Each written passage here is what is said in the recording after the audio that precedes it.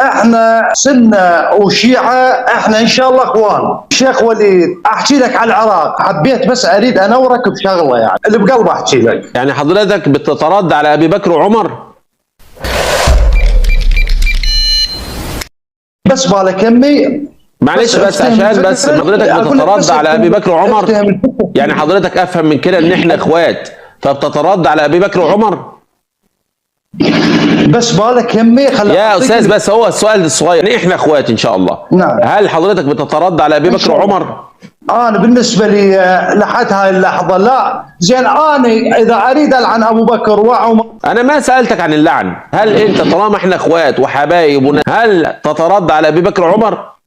انا ما اترضى، بس اريدك تفتهم من عندي شنو اللي شكرا منك يا حبيبي، شكرا منك. خلاص التقيه زمانها راح. لن تخدعونا مره اخرى بالتقيه.